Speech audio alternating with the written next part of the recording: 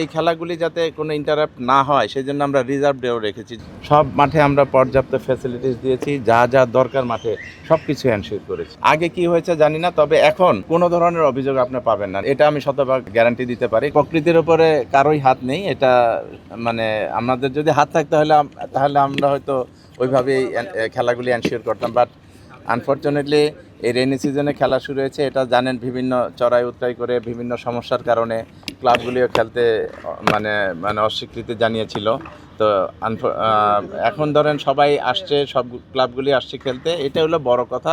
এবং এই খেলাগুলি যাতে কোনো ইন্টারাপ্ট না হয় সেজন্য আমরা রিজার্ভ ডেও রেখেছি। যদি কোনো কারণে বৃষ্টিতে আজকে খেলা না হয়, কালকে হবে এই খেলাটা। সুতরাং খেলা হবে ইনশাল্লাহ, এটা আমরা আশা করছি। এবং আমাদের এই প্রিমিয়ার ডিভিশন ক্রিকেট লিগ নিয়ে কিন্তু মানে দেখেন, এই প্রিমিয়ার ডিভিশন ক্রিকেট আগে একটাই ছিল, কিন্তু মানে ফার্স্ট ডিভিশন লিগ। তো এটা অনেক আগে থেকে এই যে বাংলাদেশের ক্রিকেটার আজকে এই অবস্থা, এই অবস্থার পিছনে কিন্তু এই ক্লাবগুলির ভূমিকা অনস্বীকার্য। তারা যেভাবে এক সময় বাংলাদেশের ক্রিকেটটা যেভাবে চলছে, সেটা হলো একটি ক্লাবের খেলোয়াড়, তারাই অফিসিয়াল, তারাই ম্যানেজার, তারাই ইনভেস্টর, এরকম ছিল এক সময়। এবং এটার থেকে আস্তে আস্তে আস্তে আস্তে আমাদের এই পর্যায়ে এসছে। সুতরাং এই খেলাটা না হওয়া বাংলাদেশের ক্রিকেটের জন্য একটি লজ্জাকর বিষয় হয়ে যেত। কিন্তু আলহামদুলিল্লাহ আমরা যেটা একটু দেরিতে হলো আমরা শুরু করেছি। আমাদের 2-3 মাস দেরি হয়ে গেছে এই লিগটা শুরু করতে, বাট ফরচুনেটলি আমরা শুরু করতে পারছি, এটা হলো বড় কথা।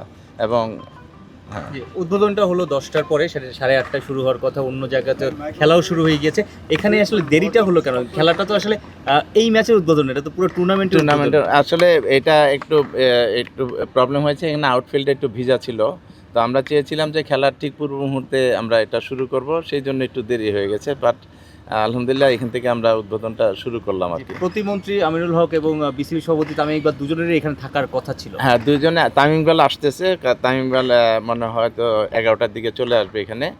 আর প্রতিমন্ত্রী তার একটা বাইরে, ঢাকার বাইরে একটা অ্যাসাইনমেন্ট আছে, সেটা চেষ্টা করেছিল এখানে রাখার জন্য, বাট ওখানে এমন ইম্পর্টেন্ট আরও 2-3টি জায়গায় প্রোগ্রাম আছে, সেই জন্য সে এটা ইগনোর করেছে। বিসিবি সভাপতি তো আসলে এটা উদ্বোধন করার কথা ছিল। হ্যাঁ, বিসিবি সভাপতি একটু দেরি হয়ে গেছে। আর আমাদের সভাপতি সাহেব আমাকে ফোন করেছিল একটু আগে যে আমি আসতেছি, হয়তো 10:30 11টার ভিতরে চলে আসবে মাঠে ইনশাল্লাহ। বাবু ভাই, প্রতিমন্ত্রীর আসার কথা ছিল, উনি আটকে গেছেন, ঢাকার বাইরে যাচ্ছে। এটা এখানে প্রেসিডেন্টেরও দেরি হয়েছে, শুরুটাই একটু মিসম্যানেজমেন্ট হয়ে গেল কি না, এটা আমি বলবো না, কারণ জানেন বৃষ্টিতে বা আউটফিল্ড মানে একটু মানে খেলার উপযোগী ছিল দেখেই কিন্তু আজকে একটু ডিলে হয়েছে।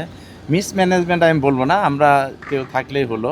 কিন্তু এটা কালকেই কিন্তু রাতেই সিদ্ধান্ত হয়েছে যে সে আসতে পারবে না, এই কারণে যে ঢাকার বাইরে তার একটা অ্যাসাইনমেন্ট আছে।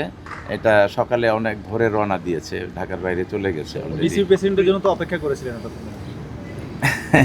না, আসবে ইনশাল্লাহ, অসুবিধা নেই, মাঠে থাকবে ইনশাল্লাহ। ভাই, সকাল থেকে তো বৃষ্টি হয়নি বা একটু হালকা হালকা রোদও আসছে, এরপরও মাঠ এখনো প্রস্তুত হয়নি। মাঠের মান নিয়ে কি বলেন? না, এখানের যে ফ্যাসিলিটিস, আর গত কয়েকদিন যাবৎ কিন্তু মানে বৃষ্টি হচ্ছে, আপনারা দেখেছেন। তো ইনশাল্লাহ খেলা হবে, এটা হয়তো সাময়িক প্রবলেম হচ্ছে, বাট খেলা হবে ইনশাল্লাহ। মাঠ কিন্তু সুন্দর, শুধু বোলিং রান আপটা যেখানে আছে, বলারের রান আপটার জায়গায় একটু প্রবলেম আছে, সেই জন্য আমরা কোনো রিস্ক নেইনি। কারণ আমাদের এখানে যারা খেলছে সবাই কিন্তু জাতীয় দলের অনেক খেলোয়াড় আছে, এবং তাদের ব্যাপারে কোনো রিস্ক নেওয়া আমাদের ঠিক হবে না। সুতরাং আমরা এই রিস্কটা নেইনি। হয়তো মানে অনেক আগে আমরা দেখতাম যে এরকম এই অবস্থায় খেলাটা কোনো ব্যাপার ছিল না, কিন্তু আমরা খেলোয়াড়দের ব্যাপারে অনেকে রিস্কটা নেওয়ার আমরা সমীচীন মনে করছি না, বিধায় কিন্তু একটু ডিলে করছি। এবার 106টা মাঠে বিপিএলটা হবে প্রথমবারের মতো, ফ্যাসিলিটিসটা ইনশিওর করাটা একটু চ্যালেঞ্জ কিনা আপনাদের জন্য? অবশ্যই চ্যালেঞ্জ, সেই চ্যালেঞ্জটা আমরা গ্রহণ করেছি। ইনশাল্লাহ বৃষ্টি না হলে প্রত্যেকটা জায়গায় সুষ্ঠু সুন্দরভাবে লিগের খেলা অনুষ্ঠিত হবে ইনশাল্লাহ। সব মাঠে আমরা পর্যাপ্ত ফ্যাসিলিটিস দিয়েছি, যা যা দরকার মাঠে সব কিছু এনশিওর করেছি। ভাই, আগে তো আমরা শুনতাম যে কমিটির টিম কিংবা আম্পায়ারিং সহ নানান বিষয় নিয়ে পক্ষপাতিত্বের অভিযোগ ছিল, এবার কি আপনারা এটা মুক্ত থাকতে পারবেন? বিগত দিনে কি হয়েছে আমি এটা আনতে চাই না, তবে আমি মনে করি এই 12টা ক্লাবই আমাদের দেশের ক্লাব, এই 12টা ক্লাবই ক্রিকেট বোর্ডের ক্লাব। সুতরাং এখানে আমি তখন বেশি খুশি হব যখন 11 নম্বর 12 নম্বর টিম 1 নম্বর টিমকে হারিয়ে দেবে, তখন আমরা বলবো যে আমরা সাকসেসফুল। কারণ হলো আমরা মনে করি যে ওই ক্লাবগুলি যদি ভালো খেলে তাহলে বাংলাদেশের ক্রিকেটটা আরও এগিয়ে যাবে। কারণ champion team, runners up team বা টপ লেভেলের টিমগুলি যেভাবে টিম করে প্লেয়ারদের নিয়ে, ভালো ভালো খেলোয়াড়দের নিয়ে, ওই রকম কিন্তু ওই 8 নাম্বার 10 নাম্বার টিম করে না। সুতরাং তারা যদি ভালো করে আমরা সবচেয়ে বেশি খুশি হব। এবং এখানে আম্পায়ারিংয়ের ক্ষেত্রে আমি বলে দিই, আগে কি হয়েছে জানি না, তবে এখন কোনো ধরনের অভিযোগ আপনি পাবেন না, নিশ্চিন্ত। এটা আমি শতভাগ গ্যারান্টি দিতে পারি। কারণ আম্পায়ারিংটা এমন একটা জিনিস যেটা আম্পায়ার বা বিচারক যে হয় সেটা কিন্তু আল্লাহর তরফ থেকে আসে, সে কিন্তু এখন বিচারক। সুতরাং সে জেনে শুনে কোনো অবৈধ বা কোনো অনৈতিক সিদ্ধান্ত দিবে না, এটা আমাদের দৃঢ় বিশ্বাস। এবং সেইভাবেই কিন্তু মেসেজ দেওয়া আছে সব ক্লাবগুলি আমাদের। আমরা চাই ক্রিকেটের অগ্রগতি, ক্রিকেট যাতে আরও এগিয়ে যায়, সেটা এগিয়ে নেওয়ার ক্ষেত্রে কিন্তু এই যে মাঠে খেলাগুলি যাতে ফেয়ার হয়, সুন্দর হয়, আকর্ষণীয় হয়, সেটার ব্যবস্থা আমরা করবো ইনশাল্লাহ। প্রত্যাশা করছেন নাকি? আশা করছি ইনশাল্লাহ, বাবাই অবশ্যই। বাবাই অনেক আলোচনা, অনেক প্রত্যাশা অপ্রত্যাশার মধ্য দিয়ে তারপর ফাইনালি ডিপিএল মাঠে গড়াচ্ছে। প্লেয়াররা খুশি, কারণ ডিপিএল নিয়ে প্লেয়াররা অনেক ধরনের কথা বলেছে, ন্যাশনাল টিমের প্লেয়াররা ওপেনলি কথা বলেছে, স্টেটাস দিয়েছে। এখন এই খুশির ব্যাপারটা আজকে আপনি অন গ্রাউন্ডে আসার পর কোনো কারোর সাথে কোনো কথা হয়েছে বা এটা বেশ কিছুদিন যাবতই কথা হচ্ছে সবার সাথে। তারা এতটাই আনন্দিত যে ভাষায় প্রকাশ করা যায় না যে লিগের খেলা হচ্ছে। এটাই হলো বড় প্রাপ্তি আমাদের।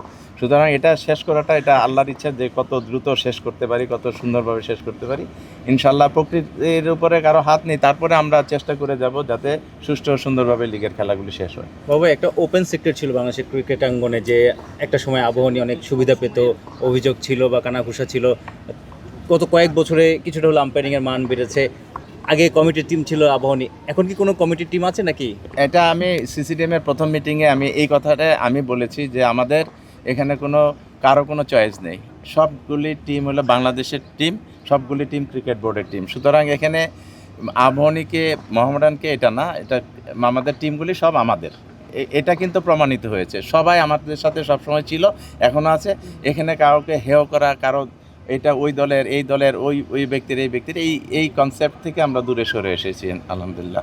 আমরা আমাদের ক্লাবগুলিকে আরও যাতে এই খেলোয়াড়রা আরও ভালো খেলে এবং একটা ভালো পরিবেশে খেলা অনুষ্ঠিত, সেটার এনশিওর আমরা করবো ইনশাআল্লাহ।